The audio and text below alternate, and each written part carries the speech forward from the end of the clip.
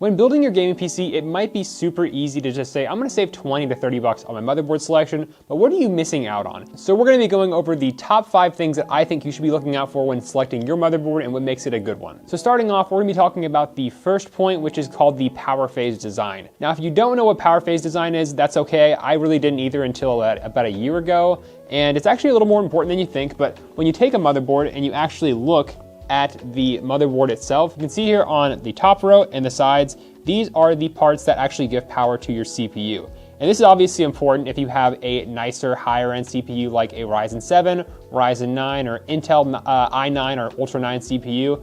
You definitely want a motherboard that can actually push enough power to boost and actually utilize the full amount of your CPU. On cheaper boards and just cheaper builds in general, when you have limited power phase design and they're not pushing a lot of power to your CPU, sometimes, especially on older builds, you can really see the motherboard does actually affect how well your CPU actually performs. So there actually is a good reason to look into the description every time you're looking at your motherboard. If you're getting a nice CPU, make sure that you have a motherboard that can actually push the power that your CPU needs to the system. For a rule of thumb, a lot of common boards in the mid-range are going to be about an 8+2+2 power phase design, or 8+X+X, whatever the extra numbers are. Your higher end boards are going to be looking somewhere around like the 12+XX power phase design, and then so on and so forth. But for most average Ryzen 5s, i5s, you're going to be fine with like an 8+ power phase design.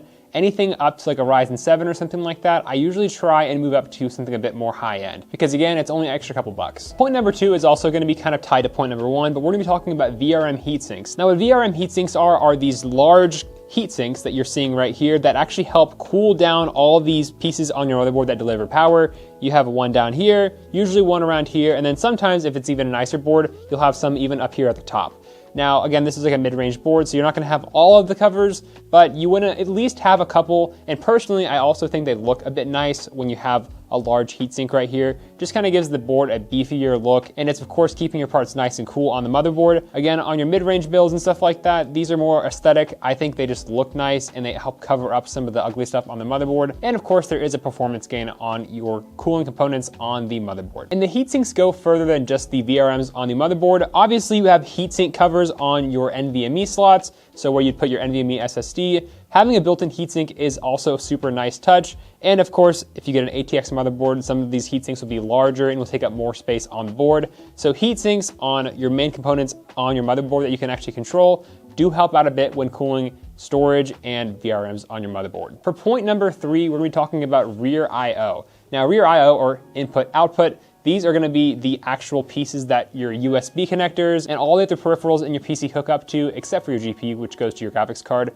But this is important if you want to have a lot of things plugged up to your PC, a lot of USB power, and also how fast you want these USBs to run at. Some cheap boards only will have a USB 2 headers, while some other nicer boards will have USB 3, USB Type-C on the back, which is also super important, and so on and so forth. So even though a motherboard might look like a good price, if you're planning on plugging in a lot of stuff into your PC, you want to make sure that you have the appropriate amount of I/O ports to actually utilize in your situation. If you're streaming or doing anything more than just gaming, you might need a couple extra USB ports than what's provided. If you don't have enough USB ports and it's too late, you can also always buy a USB 3 expansion, which usually plugs into one of these slots here at the bottom of the board, and that'll give you a couple extra USB ports. But again, you might as well spend the extra $20 on a nicer board to get all the other benefits instead of buying that down the road. And speaking of plugging in things to your motherboard, we are also going to be talking about connectors. And this is actually a big thing, especially on budget builds.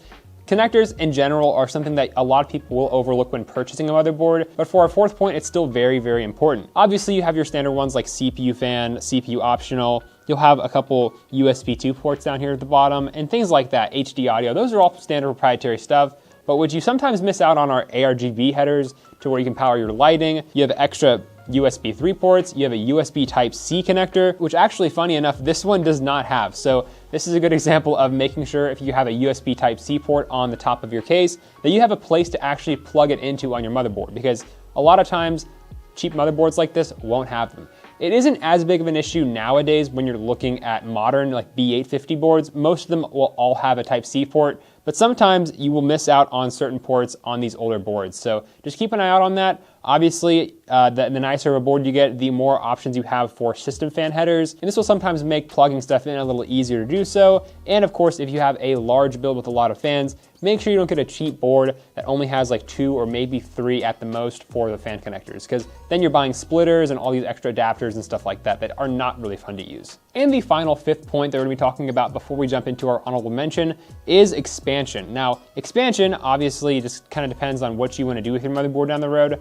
For me, I don't think it's that important, but it is still something to consider if you are planning on adding more ports or just other stuff into your PC down the road. For expansion, I mean RAM slots. So obviously this is a really easy given one. If you get a really cheap board, sometimes they only come with 2 RAM slots instead of 4. For DDR4 based systems, this is pretty important because if you ever want to upgrade your RAM, you can always just add 2 more sticks instead of having to replace what you have in there. So having 4 slots is always a nice bit of headroom that you can actually have on your motherboard, unlike some cheaper boards.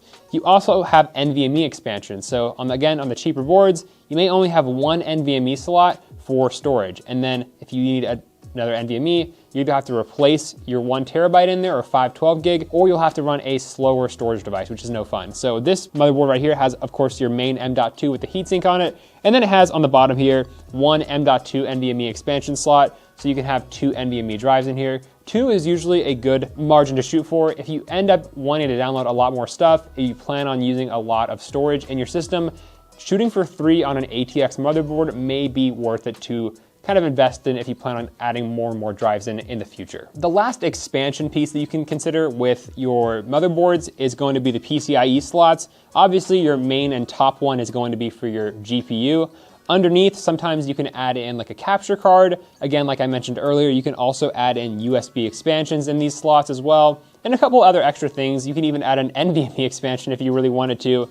If you want to get a little freaky, these are options with these bottom slots here. So when shopping for a board, I don't think it's too necessary to be, on the lookout and make it a deal breaker if these aren't what you need them to be at the bottom here of your motherboard, but it is of course just an added bonus if your motherboard has it and has the right capacity to add on some extra stuff. So just food for thought while you're looking around for your motherboard. And our honorable mention is going to only really apply to new boards or new gen graphics cards, which is a thing right now. And that's going to be, of course, the generation limitation on your motherboard.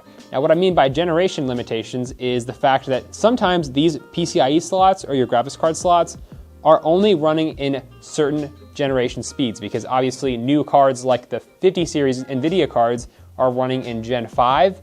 It's just a new architecture that they're running on those cards. And this board, for instance, is only a Gen 4 PCIe slot motherboard. Essentially what that means is you're going to be losing a small percentage of performance from what you could be actually running if you get a newer, nicer board.